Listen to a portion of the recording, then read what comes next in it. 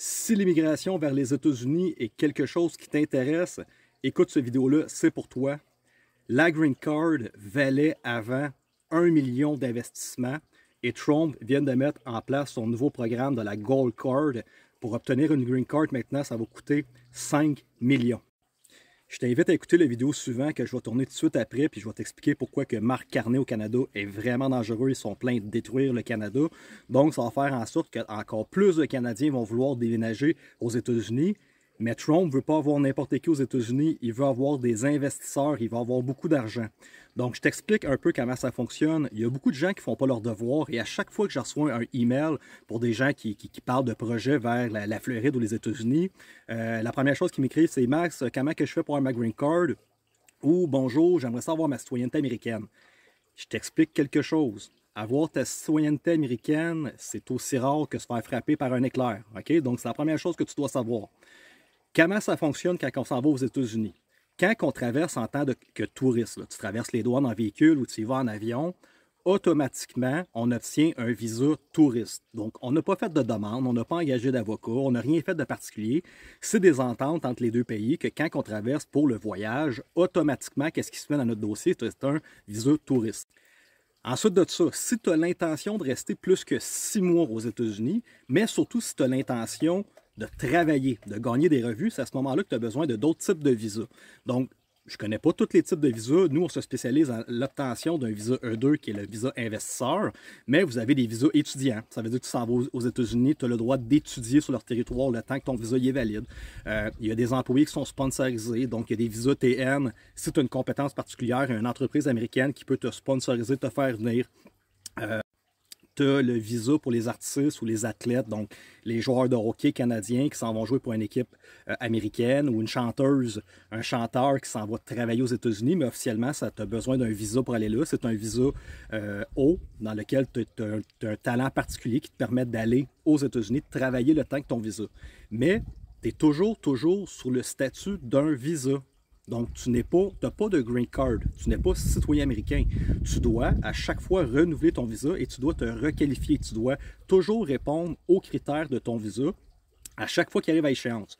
Donc, notre spécialité à nous, c'est le visa E2. C'est le visa investisseur. Là. Rapido, presto, il faut mettre en place une business, créer de l'emploi pour les Américains. Entre 35 000 et 100 000 on est capable de te faire passer dans un investissement pour ton projet, mais 35 000, c'est très, très faible. Il faut faire une business particulière.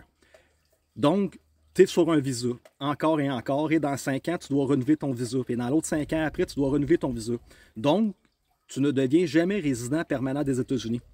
Tu peux toujours être expulsé. Ton visa pourrait ne pas être renouvelé dans 5 ans et tu vas avoir l'obligation de retourner au Canada, même si tu n'as plus rien là-bas, tu n'as plus de business, tu n'as plus de maison, puis tu as une business qui est opérationnelle en Floride aux États-Unis. Si ton visa n'est pas renouvelé, malheureusement, tu retournes dans ton pays. Donc, le but ultime, quand tu t'en vas vers les États-Unis, c'est à un moment donné d'obtenir ta Green Card. La fameuse Green Card. Avant, il était possible de se l'acheter une directement. Donc, une des façons d'obtenir une Green Card, qui est comme la plus facile, mais pas tant facile, c'est de marier un Américain ou une Américaine. À ce moment-là, tu commences des démarches avec ton avocat en immigration, vous allez devoir prouver à l'USCIS que vous êtes un couple, ils vont pouvoir vérifier vos réseaux sociaux, ils vont pouvoir vérifier depuis combien de temps vous êtes en relation, et ça ne se fait pas en quelques mois. Pour obtenir ta Green Card, peut-être que ça va prendre 2 ans, 3 ans, 5 ans, 7 ans, mais c'est des longs délais avant que tu sois enquêté pour être sûr et certain qu'ils ne donnent pas la Green Card, la résidence permanente aux États-Unis, à n'importe qui. Or, avant, regardez ici, hier, M. Trump a émis la Gold Card, qui va remplacer le visa EB5. Donc, avant, si financièrement, tu étais quand même à l'aise et tu ne voulais pas créer une start-up et employer des Américains, puis être toujours sur le fameux visa E2, tu avais l'obtention, la possibilité, avec le visa EB5, d'investir une somme qui tourne aux alentours d'1 million de dollars US. Fait que des projets ruraux, c'est à peu près 800 000 plus les frais d'avocat. C'était 1 50 000 pour un projet directement dans le town pour des plus gros projets. C'est un fonds que tu donnais à une compagnie de construction, en immobilier ou n'importe quoi, qu'eux, il y avait des gros projets qui mettraient en branle, qui étaient approuvés par l'USCIS. Donc, le projet a été certifié par le gouvernement américain et tu faisais un prêt à ce contracteur-là de 1 million. Fait qu'on va regarder les chiffrons.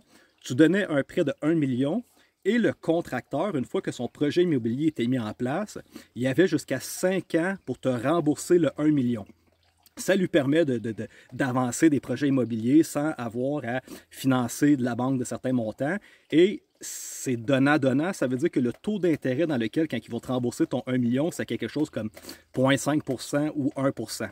Fait que littéralement, le 1 million que tu donnais à ce contracteur-là, ce n'est pas un investissement que tu faisais, c'est littéralement que tu achetais ta green card.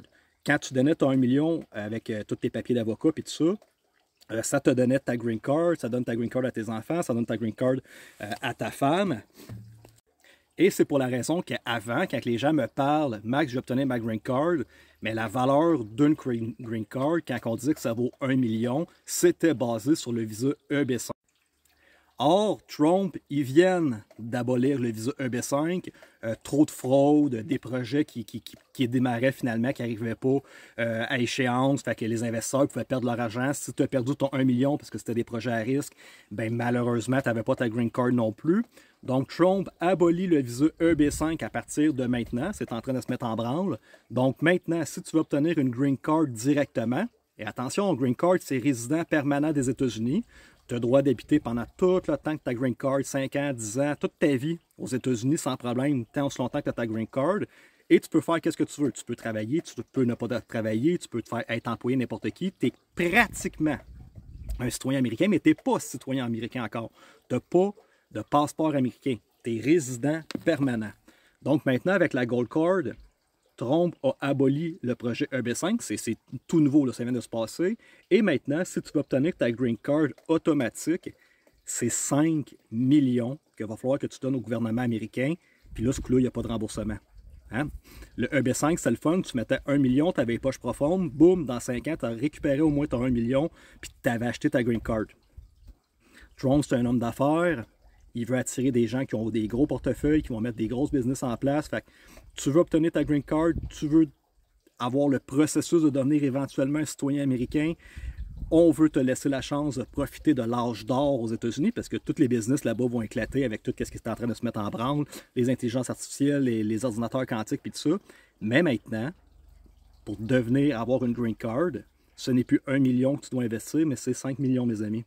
Donc, gros changement majeur. Ça veut dire que ce n'est plus pour tous les portefeuilles d'être capable d'obtenir une green card. Donc, gardez ça en tête. Quand vous m'écrivez pour des projets d'immigration, vous n'aurez fort possiblement jamais de green card. Vous ne serez fort possiblement jamais citoyen américain. On roule sur des visas et c'est la raison du pourquoi qu'à un moment donné, qu'est-ce qui est plate avec un visa? Comme moi présentement, je me retrouve entre deux cracks. Mon visa terminait le 5 décembre et je dois aller repasser une entrevue à l'ambassade le 11 mars. Donc, comprenez-vous que je suis dans un gap entre les deux, que je suis sans visa. Et quand tu n'as pas de visa, autre que d'être touriste aux États-Unis, tu dois quitter le pays.